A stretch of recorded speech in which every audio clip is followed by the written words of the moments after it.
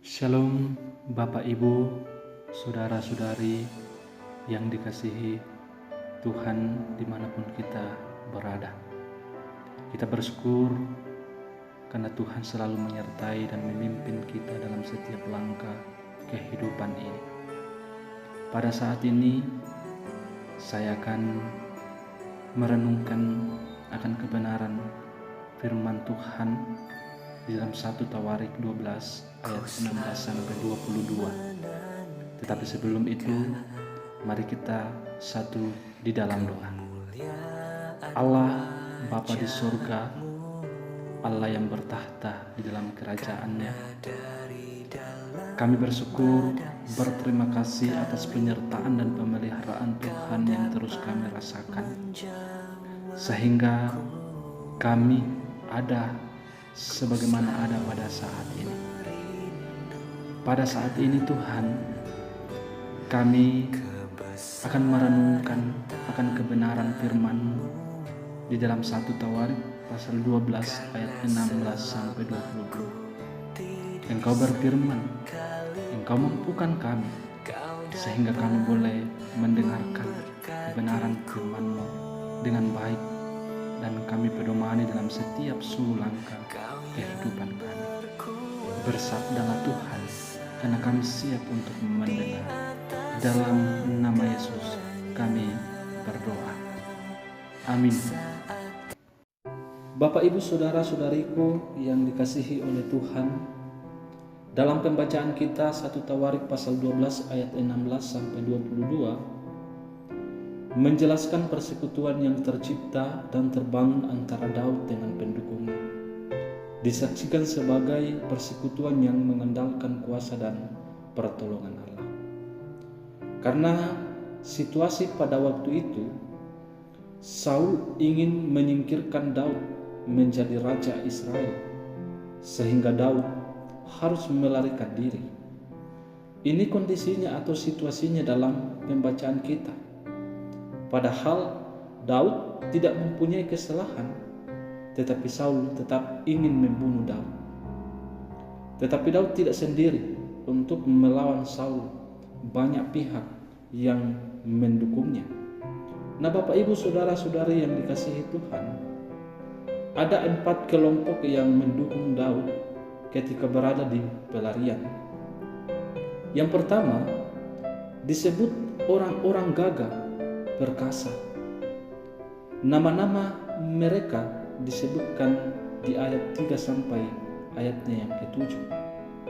Yang kedua, orang Gad, ayat 8 sampai 15. Yang ketiga, Bani Benyamin dan Yehuda. Dan yang keempat, orang Manasye. Inilah kelompok-kelompok yang mendukung Daud pada waktu pelarian. Itu karena Tuhan baik kepada Daud dan memberikan orang-orang yang mendukungnya atau yang membelanya.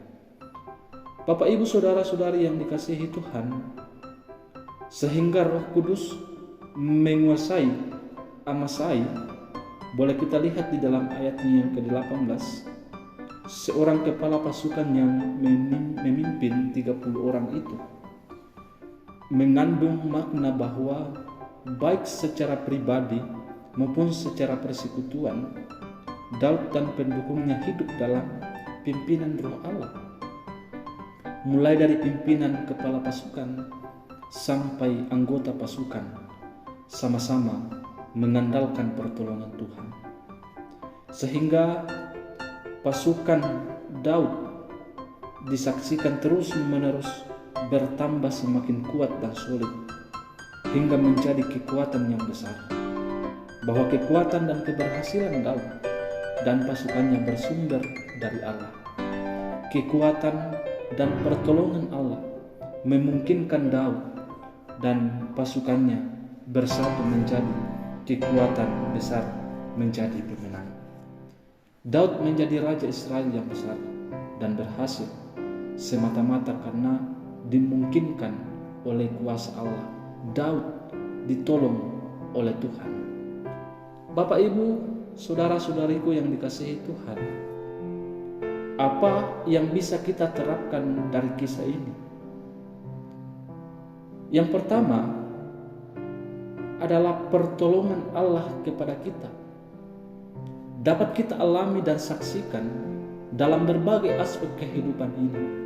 Kapan, dimanapun kita berada, pertolongan Tuhan kepada kita menjadi kekuatan sekaligus pengharapan setiap orang percaya kepada sebagai Tuhan dan Juru Selamat dunia. Pertolongan Tuhan memungkinkan kita mengatasi berbagai tantangan hidup serta memampukan dan melayakkan kita luput dari belenggu dosa untuk memperoleh hidup yang kekal. Yang kedua, apa yang perlu kita berikan dan lakukan demi membangun persekutuan yang berkenan kepadanya, yaitu memberi waktu, memberi tenaga, perhatian, bantuan, saran dan masukan. Ini merupakan bagian dari apa yang dapat kita berikan demi membangun persekutuan yang berkenan kepada Tuhan. Demikian pula berlaku adil, berlaku jujur, setia, peduli, bertanggung jawab merupakan bagian dari apa yang perlu kita lakukan untuk membangun kehidupan yang berkenan kepadanya. Oleh sebab itu Bapak Ibu, berpengharapan kepada Allah. Jangan khawatir, karena Tuhan baik kepada kita sebagai umatnya. Dia memberikan pertolongan dimanapun kita berada ketika kita membangun persekutuan kepada orang lain yang berkenan kepada Allah. Maka dari itu, mari kita terus mengandalkan Tuhan. Mari kita terus berpengharapan kepada Tuhan. Apapun persoalan kehidupan kita, Tuhan yang akan menolong kita. Demikian renungan pada saat ini. Saya mengucapkan terima kasih. Tuhan Yesus memberkati. Shalom.